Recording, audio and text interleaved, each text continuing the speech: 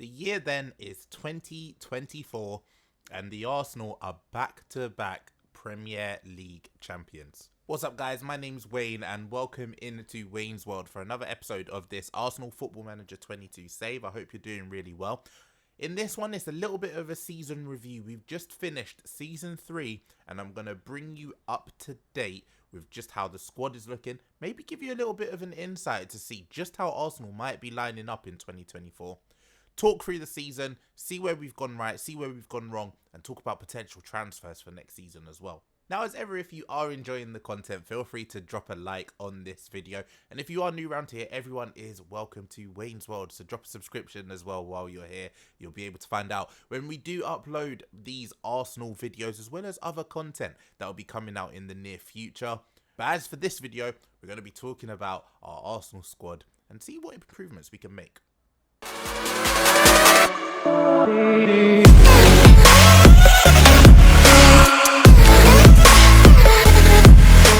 Here we are then, the season review for season 3. Obviously, we're back-to-back Premier League champions, but unfortunately we've not done the best in other competitions, but we'll talk a little bit about that later on. Starting off with our new signings last summer, we only made 3. Obviously, defending Premier League champions, we didn't need that much work, but the main source of goals came from one of our big summer signings. Lautaro Martinez is exceptional on this year's Football Manager. His strike partner up front, Dominic Calvert-Lewin, was the beneficiary for a lot of those assists. Not only did Lautaro score 34 goals, he also got 12 assists, which helped us to keep hold of the title. And not only that, it helped Lautaro Martinez finish as the Golden Boot winner in the Premier League. We also needed to freshen up at centre-back, so we brought in Ibrahima Konate from Liverpool. He was transfer listed. He wasn't really used in the first team by us, however, as a rotation option with him, Saliba, Ben White, and also Gabriel as our core 4 centre-backs, all under the age of 24, all such high potential. It was really, really good to get someone of sort of that quality and that age bracket in.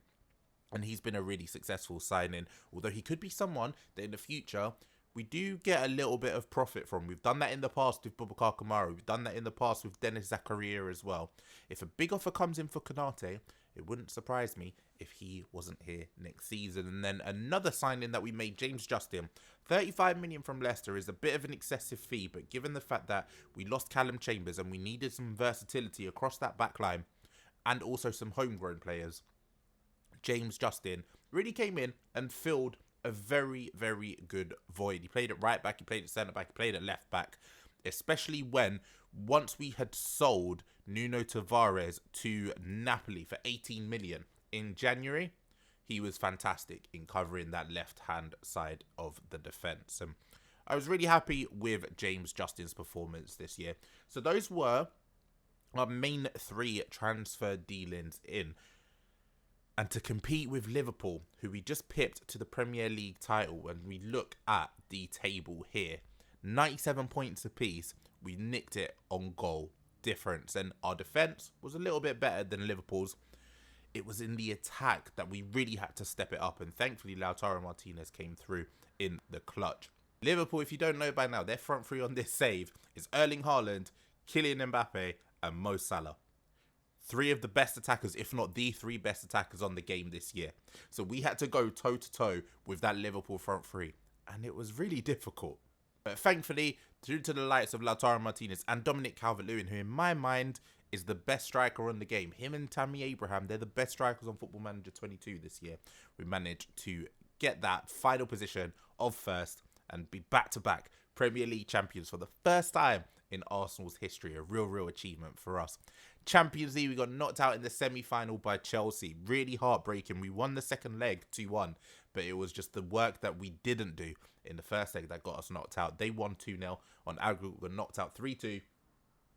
Disappointing from us, but next season, European honours is the biggest achievement we're looking for. We've won the Premier League back-to-back. What we want is either an invincible season or a Centurion season in the Premier League. If we can't get either of those, I'm happy to throw away the Premier League to look for the Champions League honours, as well as the domestic trophies on top of that. Emirates FA Cup, another semi-final defeat, but at the hands of Chelsea. Chelsea are a real bogey side for us this year.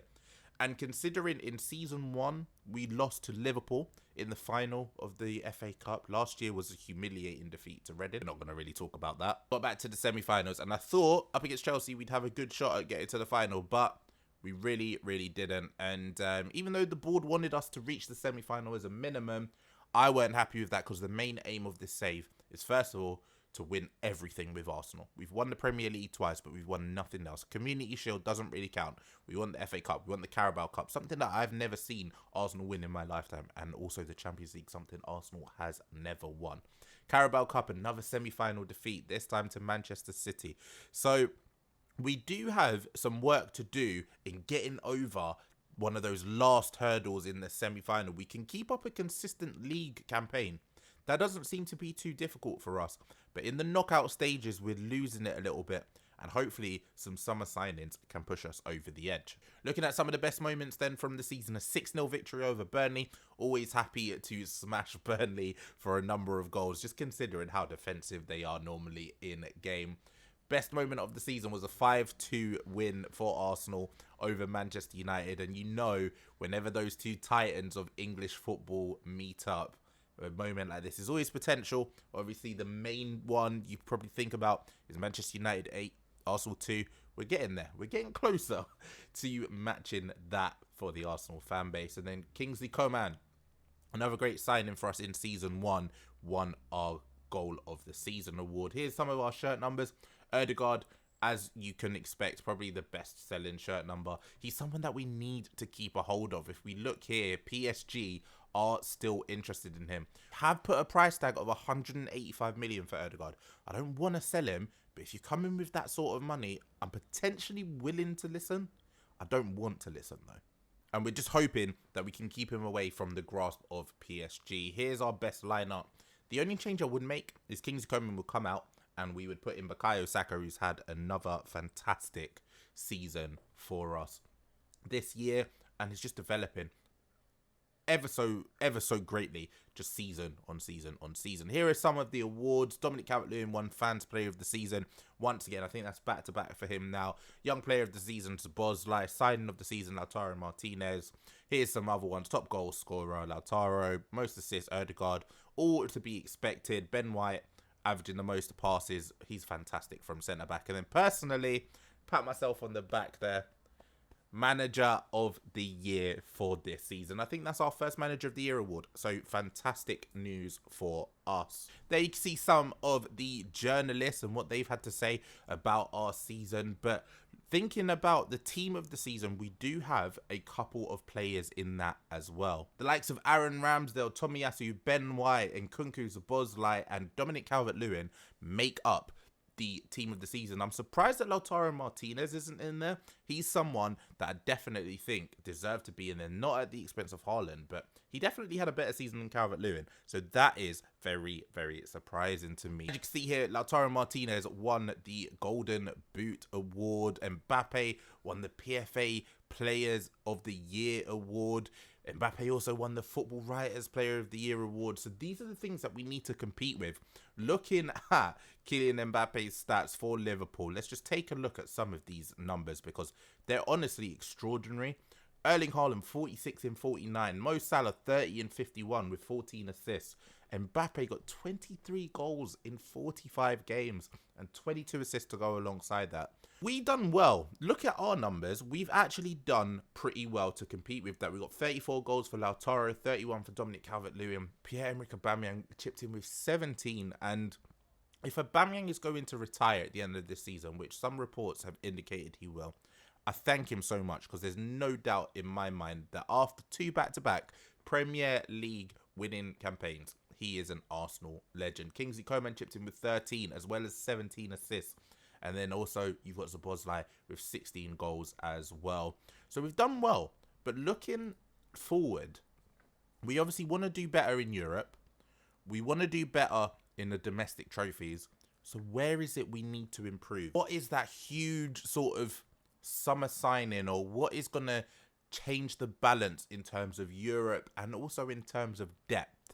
for our squad to be able to compete for the Champions League primarily. And I can't help but think maybe it's in this midfield area. Now, the likes of Saka and Kingsley Coman are fine. Up front, we've got Lautaro Martinez, Dominic Calvert-Lewin. Martinelli should be here next season as well. We will need another striker to replace Pierre-Emerick Aubameyang. We'll probably go young with that striker there, just to make sure that we've got a good balance between experience and youth as well. Ødegaard is the playmaker.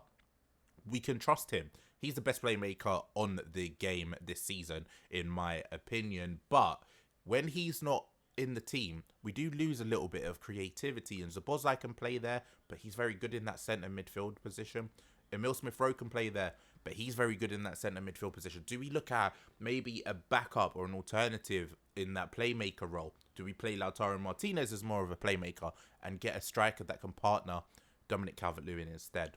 These are the questions that I'll be looking to answer throughout the summer. I think we'll look to improve Nkunku as well, and the likes of Thomas Partey, I imagine, will be leaving. He's wanted by Sevilla, and Thomas Partey wasn't very happy with the amount of game time that he was receiving this season. So he's a player that will probably look to leave. Lokonga is another one who I think might leave. So in midfield, we're going to need some reinforcements. And I've got a couple of names in mind. And as ever, if you have any suggestions, leave them in the comment section down below as well. I could consider all of your sign-in suggestions for this save, because we're trying to make Arsenal great again on this channel. And it's a community effort. But as like a deep line playmaker, someone as more of a defensive-minded midfielder, these are the sort of questions, these are the sort of sign-ins that we need to be looking for. These are the sort of players that are going to maybe take us to that European success. They've got to be young enough to fit in with the squad, but also have a very, very high ceiling. I'm thinking the likes of Florian Wirtz, maybe. Is he somebody that we could bring in? Obviously, Jude Bellingham, he's everyone's favourite midfielder this year. Is he somebody that we bring in? Sandro Tonali, players like that. Are those the type of players that are going to be able to take us above and beyond what we've achieved so far? Which, remember, is 2 Premier League trophies back-to-back, as well as a Community Shield. It's not the best, but for Arsenal to win back-to-back Premier League trophies is still a fantastic achievement. So there we have the wrap-up for Season 3. Thank you so much for watching. Arsenal are your defending Premier League champions, and it's our back-to-back trophy. For the season 24-25, we're looking to complete a quadruple for the first time in Arsenal, and I think in British football history. No top 4 side or no Champions League qualifying side have ever won the Premier League, the FA Cup, the Carabao Cup, and also the Champions League. Although it is a possibility this year, with just how well Liverpool are playing, it remains to be seen. As ever, feel free to subscribe to the channel if you are enjoying the content. Drop a like on this video if you have enjoyed it as well. And I'll see you next week for the start of Season 4 with Arsenal on Football Manager 22, where we bring you our new summer signings, potentially a new system change, potentially a new shape, and see how we start the beginning of the season.